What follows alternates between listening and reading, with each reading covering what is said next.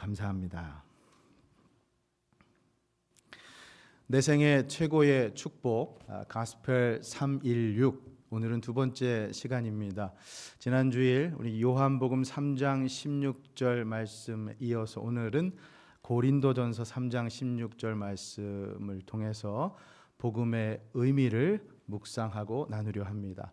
먼저 오늘 본문인 고린도전서 3장 16절 말씀을 다시 한번 제가 읽겠습니다.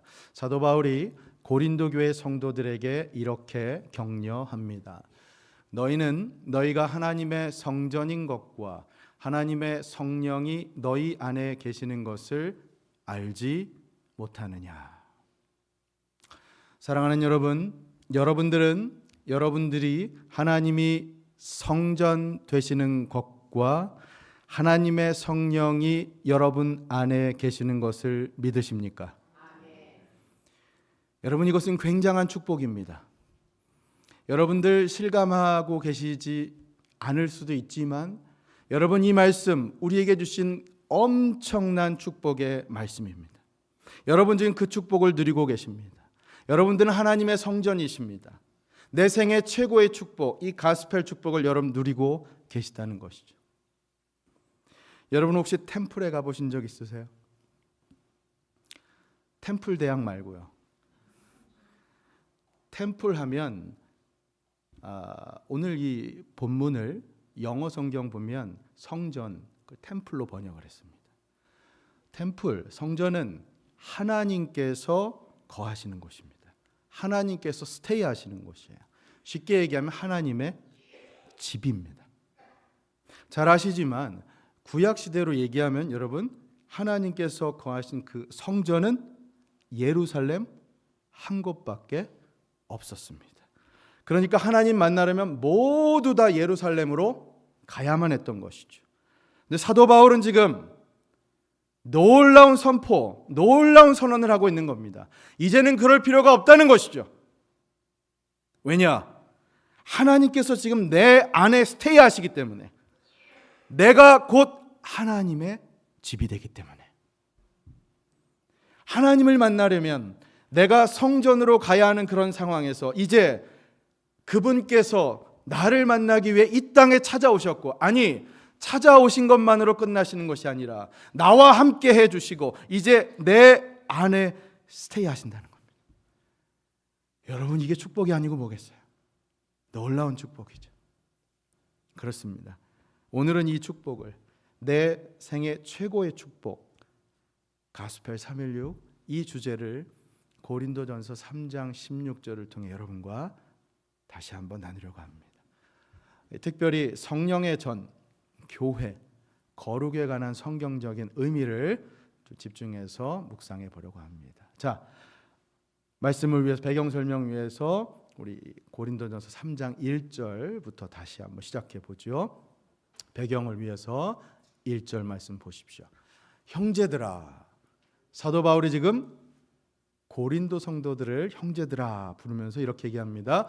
내가 신령한 자들을 대함과 같이 너희에게 말할 수 없어서 육신에 속한 자, 곧 그리스도 안에서 어린 아이들을 대함과 같이 하노라. 그러면서 2절에 이렇게 얘기합니다. 같이 읽죠. 시작. 내가 너희를 젖으로 먹이고 밥으로 아니하였느니 이는 너희가 감당하지 못하였음이거니와 지금도 못하리라. 여러분이 고린도 교회의 상황 다 잘 아실 거예요. 고린도 교회에 분쟁이 있었던 것 아시죠? 그렇죠? 여기 보면 바울이 그걸 어떻게 설명하냐면 두 종류의 사람이 나옵니다. 하나는 신령한 자들, 다른 하나는 육신에 속한 자들, 그러니까 어린 아이와 같은 자들이라고 여기 얘기를 하죠. 그러면서 하는 말 다른 거 아니에요. 고린도 교회 성도들, 너희 정말 꼭 어린아이와 같다. 왜냐? 너 왜 이렇게 미성숙하냐? 쉽게 말해 유치하다는 거예요. 애 같다는 거예요. 왜요? 애처럼 싸우니까. 3절에 이렇게 말씀합니다. 3절 말씀 보세요. 같이 읽죠. 너희는 아직도 육신에 속한 자로다. 너희 가운데 시기와 분쟁이 있으니 어찌 육신에 속하여 사람을 따라 행함이 아니랴. 아멘. 여러분 보세요. 바울이 지금 고린도 성도들 육신에 속한 자라고 얘기합니다. 그러면서 어린아이와 같다는 거예요. 미성숙하다는 거죠. 교회 안에서 싸웠기 때문에요. 왜냐하면 여러분, 어른과 어린아이를 구분짓는 특징이 여러 가지가 있겠지만 그 중에 가장 두드러진 특징, 어린아이들은요 미성숙해. 그건 무슨 말씀입니까? 자기만 생각해요. 이기적이죠. 자기중심적이죠. 여러분, 아이들 싸우는 거 한번 보세요. 우리 주일학교 아이들 저기 가셔서 애들 가끔 이렇게 싸우는 거 보시면, 놀다가 싸우는 거 다른 거 갖고 싸우지 않잖아요. 이 장난감 내 거야, 이 먹을 거 이거 내 거야 하고 그렇게 싸우잖아요. 자기중심적으로 생각하니까. 그게 바로 고린도 교회를 향한 바울의 진단이었습니다. 바울의 판단은 고린도 교회가 어렸다는 거예요. 그래서 싸웠다는 거죠. 특히나 싸우는 이유가 자신이 원하는 사람, 좋아하는 사람을 따라서 이 그룹핑을 줘서, 그래서 싸움을 했다는 거야. 나는 바울 목사님이 좋아. 나는 베드로 목사님이 더 좋아. 나는 아볼로 강도사님이 제일 좋아. 그게 고린도 교회의 모습이었다는 거죠. 그러니 바울이 이 문제에 대해서 뭔가 해결책을 제시해야 하지 않습니까? 바울이 제시한 해결책이 무엇이냐? 고린도전서 3장에서 바울은 이것을 동역이라고 하는 키워드로 풀이합니다. 동역. 달리 말해 우리 모두가, 곧 교회가 하나님의 동역자라는 겁니다. 그러니 싸우지 말라는 것이죠. 9절 말씀을 한번 보십시오. 바울이 이렇게 얘기합니다. 우리는 하나님의 동역자들이요 너희는 하나님의 밭이요 하나님의 집이니라. 여러분 보세요. 바울은 지금 동역자들이라고 하면서 누구의 동역자라고 얘기합니까? 하나님의 동역자입니다. 여러분, 이거 굉장히 감격적인 말씀이에요. 잘 생각해 보세요. 바울은 지금 우리가, 여러분과 제가 하나님의 동역자라고 말씀하고 있어요. 사람의 동역자가 아닙니다. 권세 있는 능력자, 교계의 파워 있는 목사님, 내가 이 사람을 알아, 그런 동역자, 그런 사람이 아니라 전지전능하신 하나님의 동역자라고 말씀하고 있는 거예요. 그러니 우리 모두가 하나님의 동역자라면 이제 어린아이처럼 사람을 따를 것이 아니라, 그것 갖고 싸울 것이 아니라 하나님의 동역자답게 서로 화합하며 섬기자는 것이죠. 그게 바로 바울의 얘기입니다.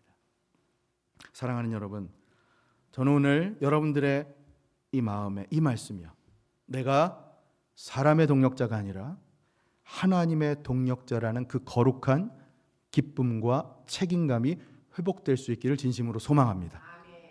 그 회복을 통해서요, 그 회복만 된다면 여러분 섬김의 자리에 나오라고 하지 않아도 자연스럽게 나올 것입니다. 내가 하나님의 동역자라고 하는 그 큰 기쁨, 그 회복, 여러분이 하나님의 큰 일꾼으로 그렇게 귀한 섬김과 영광 올려드리며 살아가실 수 있기를 예수님의 이름으로 간절히 축원합니다. 아멘. 자, 이런 상황 속에서 바울은 우리가 하나님의 동역자라고 하는 이 원리를 세 가지의 비유를 통해서 설명하고 설득합니다. 그 가운데 하나가 바로 오늘 본문 고린도전서 3장 16절에 나온 성전의 비유예요. 세 가지 비유. 그럼 나머지 두 비유는 뭐냐? 아까 9절에 나왔죠. 하나님의 동역자들이라고 하면서 또 뭐라고 얘기했습니까? 너희는 하나님의 밭이요 또 하나님의 집이라. 이 두 가지 비유. 간단하게만 말씀을 드리면 하나님의 밭이라고 하는 이 비유, 여러분 잘 아실 거예요. 여러분, 우리 모두가 이 밭을 가꾸는 동역자라는 거예요. 누구는 씨앗을 뿌리고, 누구는 거기에 물을 주고, 누구는 거기에 거름을 주고, 우리가 그렇게 복음의 씨앗을 뿌리고 물, 자양분을 주고 거름을 주고, 우리가 그렇게 함께 각자 맡은 역할을 통해서 복음을 확장시킨다는 것이죠. 하지만 실제로 자라나게 하시는 분은 누구? 하나님이시라는 거예요. 그러니 싸우지 말고 동역하자는 거예요. 바울의 논리는 간단하죠. 자, 그런가 하면 두 번째, 하나님의 집, 저 비유도 여러분 잘 아실 거예요. 하나님의 집 비유를 통해서 동역 관계를 설명합니다. 하나님의 동역자들은 함께 하나님의 집을 건축해 나아간다는 거예요. 빌드업 한다는 거예요. 그러면서 강조하는 것이 모든 집들이 그 터가 중요하지 않습니까? 베이스. 그 터가 누구시냐? 바로 예수 그리스도시라는 거죠. 그 터 위에, 그 그루터기 위에 우리가 함께 하늘의 집을 빌드업 해 나가자라고 하는 게 바로 바울의 얘기입니다. 이렇게 두 비유에 더해서 이제 세 번째 더한 비유가, 또 하나의 비유가 무엇이냐? 바로 성전의 비유입니다. 우리가 하나님의 성전이니 싸우지 말고 하나님을 함께 섬기자라는 것이죠. 자, 그런 배경에서 우리 오늘 본문 고린도전서 3장 16절 말씀을 함께 다시 한번 읽어보려 합니다. 암송하시는 분들은 암송하셔도 좋고요, 읽으실 분들은 읽으셔도 좋고 같이 읽습니다. 시작. 너희는 너희가 하나님의 성전인 것과 하나님의 성령이 너희 안에 계시는 것을 알지 못하느냐. 아멘. 여러분, 이 말씀이요, 여러분들이 하나님의 성전이 된다고 하는 이 말씀 안에 굉장히 중요한 영적 함의가 내포되어 있어요. 오늘 그 가운데 두 가지를 여러분과 함께 나누려고 합니다. 첫 번째 포인트는 내가 아니라 우리가 하나님의 성전이 된다는 뜻을 담고 있습니다. 좀 더 구체적으로 얘기하면 내가 아니라 우리가 하나님의 움직이는 교회가 된다는 뜻입니다.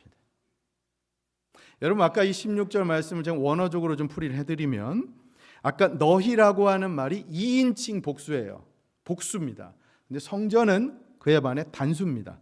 다시 말해 고린도 교인들 너희 전체가 복수로 하나의 성전을 이룬다는 말이에요. 여러분, 이게 왜 중요하냐면 예수 믿는 성도 우리 각자가 하나님의 성전이 된다고 우리는 그렇게만 알고 있는데, 그것도 맞아요. 중요하지만 또한 전체가, 우리 모두가 하나님의 성전이 된다는 뜻이에요.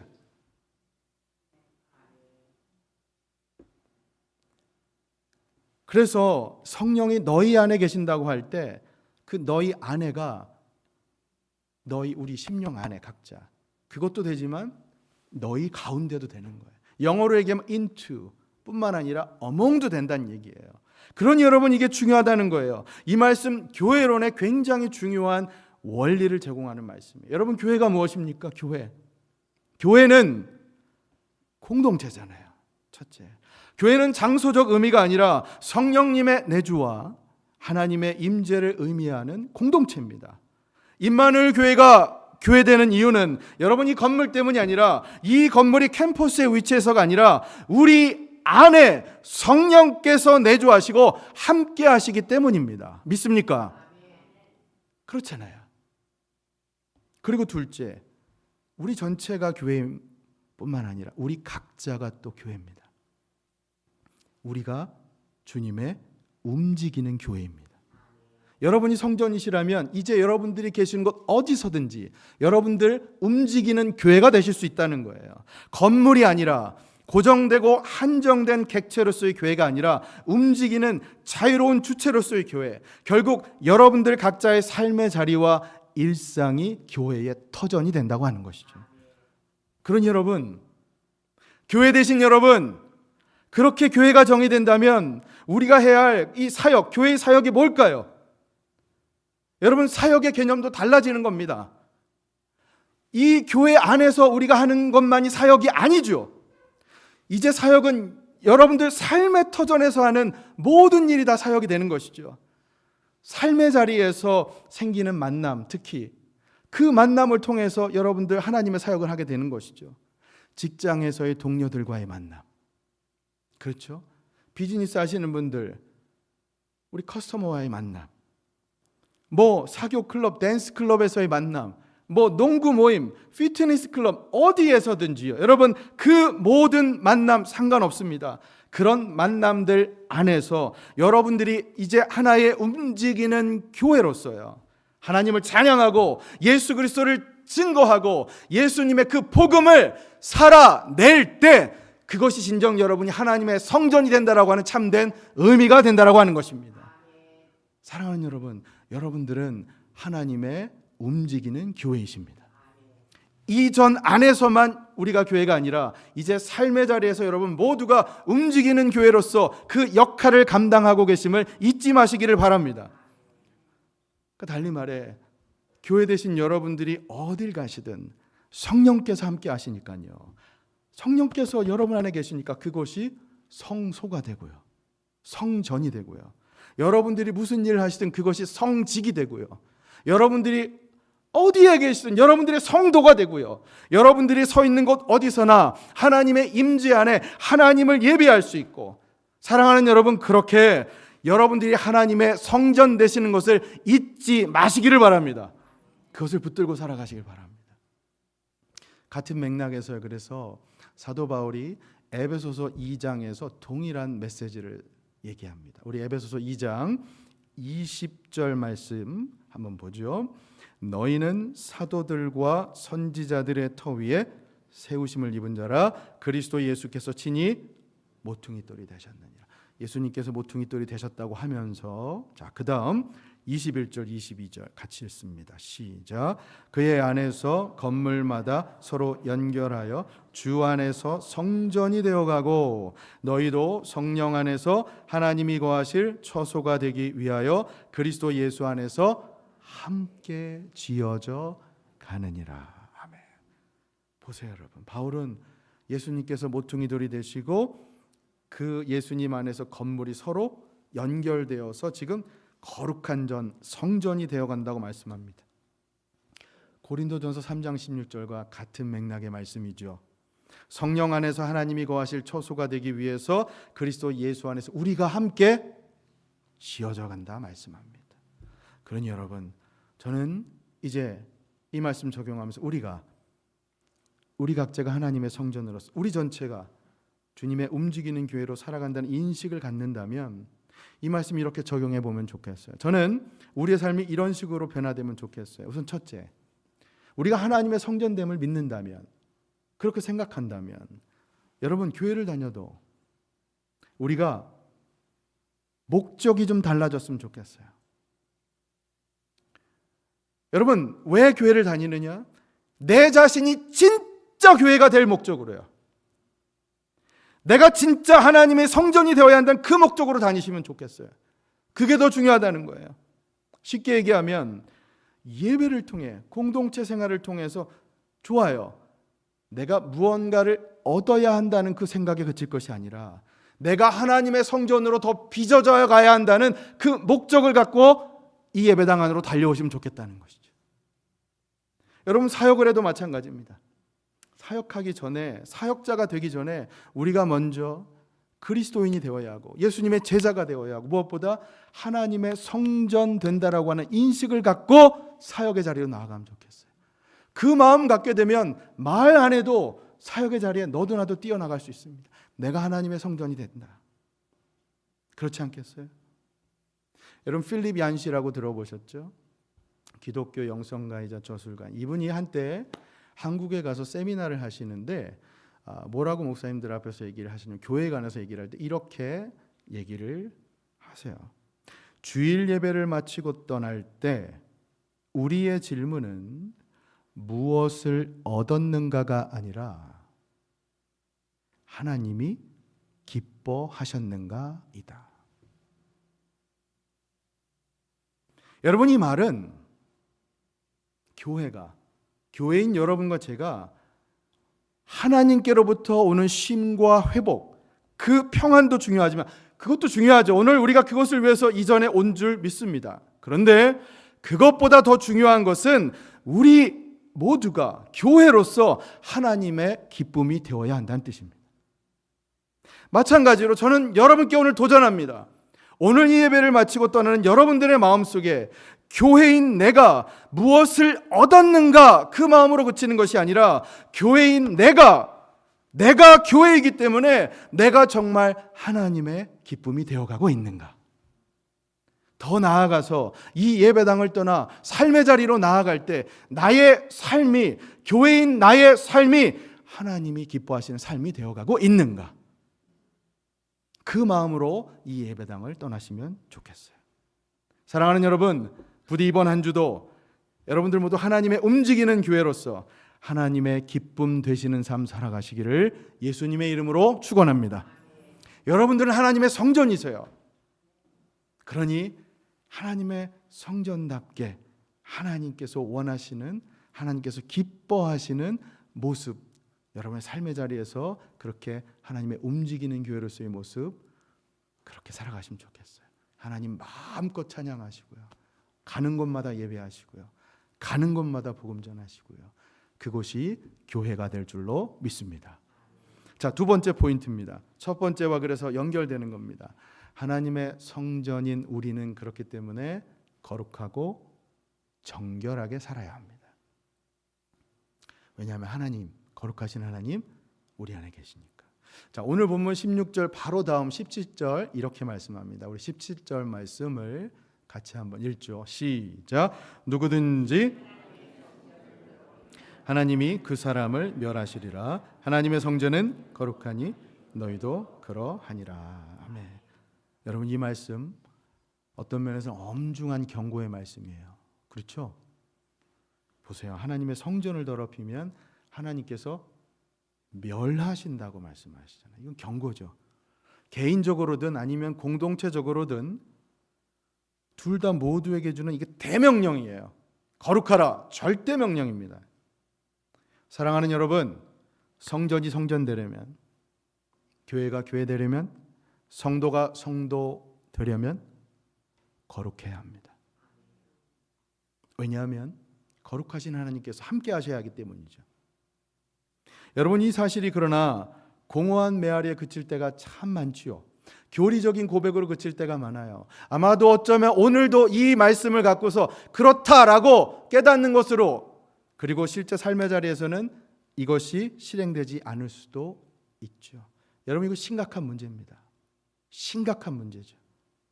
여러분, 이렇게 한번 생각해 보세요. 만약 여러분들 자녀를 다 이제 키워 보신 우리 부모님 입장에서, 만약 여러분들의 자녀가 나가서, 집 나가서 바깥에서 도둑질하고 살인하고 범죄하고 들어오는데, 그렇게 집으로 들어오는데 그걸 참아주고 웃어줄, 그럴 웃을 자신 있으십니까? 부모라면? 아니요. 세상에 어떤 부모가 자식이 이런 범죄에 기뻐할 수 있겠어요? 하지 말라고 해야죠. 마찬가지예요. 우리 하나님, 사랑의 하나님 맞습니다. 용서의 하나님이세요. 그러나 거룩함을 포기하시면서까지는 아닙니다. 하나님 죄는 싫어하세요. 죄는 미워하십니다. 여러분, 실제로 성경을 찬찬히 읽어보세요. 신구약 성경 전체에 하나님이 사랑이라고 정확하게 표기된 부분이 더 많을까요? 아니면 하나님은 의의 하나님, 거룩하신 하나님이라고 표현된 부분이 더 많을까요? 거룩하신 하나님이라고 된 말씀이 더 많습니다. 하나님께서는 분명 사랑의 하나님이시지만 그 사랑은 거룩하신 사랑입니다. 성경은 거룩하신 하나님을 강조합니다. 그러니 사랑하는 여러분, 거룩하게 살아가십시오. 거룩한 성전 되어 살아가십시오. 여러분 안에는 거룩하신 성령님께서 계시기 때문에, 그러니 여러분 안에 다른 것을 채우려 하지 마시고요, 성령으로 충만하게 채워지며 역사되는 것을 사모하며 살아가시길 바랍니다. 저 2부 예배 때 특히 우리 청년분들에게 이 권면을 좀 드렸는데, 청년뿐만 아니라 우리 장년 성도님들도 마찬가지예요. 여러분, 우리 청년들이 겪는, 살면서 우리 장년들, 어르신들도 겪는 거 마찬가지겠지만 가장 강력한 유혹이 뭐라고 생각하세요? 살면서 유혹, 돈, 성공, 성.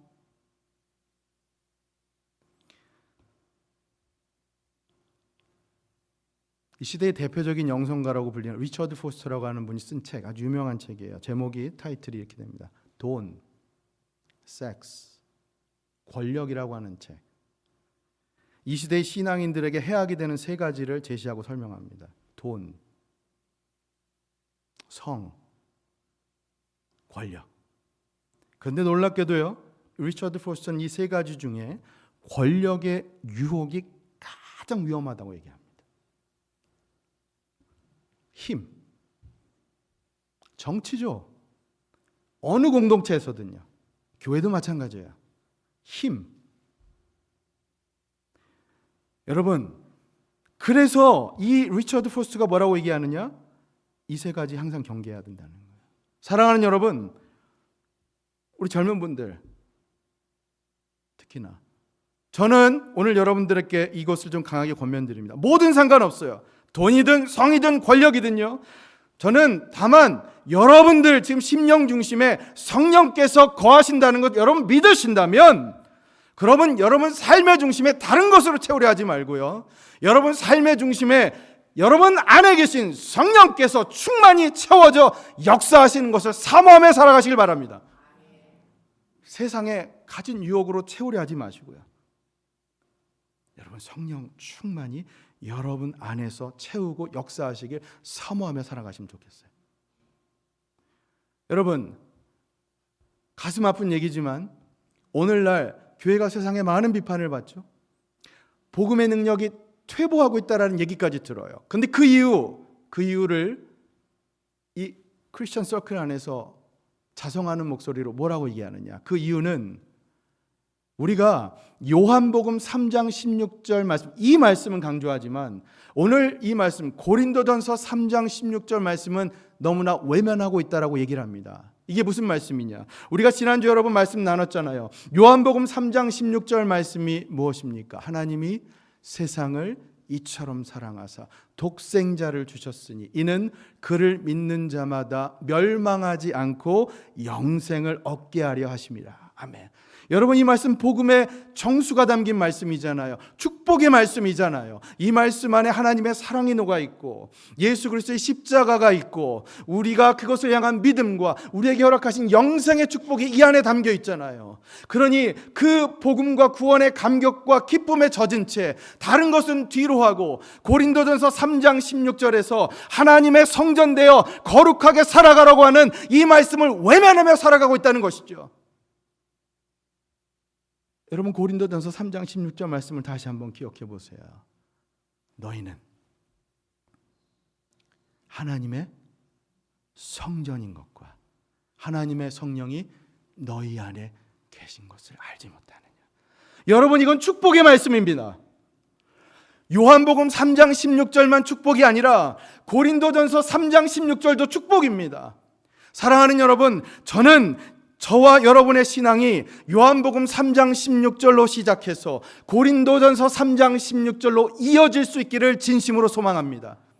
요한복음 3장 16절의 축복이 이제 고린도전서 3장 16절의 축복으로 더 확장되고 누려질 수 있기를 예수님의 이름으로 간절히 축원합니다. 그러니 여러분 우리가 어떻게 살아가야 합니까? 거룩하고 청결하게 살아가야 한다는 것이죠. 하나님 우리에게 그것을 오늘 명령하고 계십니다. 이번 사순절 기간 부디 이 메시지가 우리의 심령에 큰 울림이 되는 메시지 될 수 있기를 진심으로 소망합니다. 끝으로 이 권면 드리고 말씀 맺겠습니다. 자, 그렇다면 어떻게 실제로 거룩하고 순결하게 살아가는가? 제가 존 스타트 목사님의 그 책을 보다가 이분께서 말씀하신 것이 너무 인상적이어서 이 거룩함에 관해서 이분이 하신 말씀인데 그것을 여러분께 좀 소개하고 말씀 맺겠습니다. 거룩함을 이렇게 설명을 해요. 거룩함은 하나님과의 관계만이 아니라 다른 사람과의 관계에서도 이해되어야 한다. 여러분 이게 무슨 말씀이냐면 거룩함이라고 하는 것은 기본적으로 관계적인 개념이라는 거예요. 근데 그것은 하나님과의 관계만이 아니라 다른 사람과의 관계에서도 거룩해야 한다는 거예요. 여러분 우리가 흔히 생각하듯 거룩함은 다른 사람과의 관계는 고립된 채 나와 하나님과의 관계만 거룩하고 깨끗하면 된다고 생각하죠. 아니라는 거예요. 거룩함은 나와 다른 사람과의 관계에서도 여전히 유지가 되어야 하는 신비로운 체험이 되어야 한다는 거예요. 오래 참고 온유하고 교만하지 않고 자랑하지 않고 그렇게 고린도전서 13장 사랑, 그 사랑의 속성에서 설명되듯이 그것이 우리의 삶 가운데 다른 사람과의 관계에서 온전히 실현될 때 그것이 진정 거룩한 관계가 된다는 거예요. 그게 진정 거룩한 삶이 된다는 거예요. 그것이 누려질 때 하나님과의 관계에서도 진정 거룩한 관계가 될 수 있다라고 하는 거죠. 여러분, 이 말씀이 저한테 참 큰 울림을 주었어요. 오늘 여러분들께 이 말씀을 그래서 마지막 도전으로 드립니다. 사랑하는 여러분, 부디 이 한 주 하나님과 관계뿐만 아니라 다른 사람과의 관계에서도 거룩한 삶 살아가시기를 진심으로 소망합니다. 여러분들이 참 성전이세요. 세상 말로 찐이에요. 진짜로 여러분들이 하나님의 교회임을 잊지 마시고 하나님의 성전답게 더 진실하게, 더 신실하게, 그리고 거룩하게 살아가는 이 한 주 되실 수 있기를 예수님의 이름으로 간절히 축원합니다. 아멘.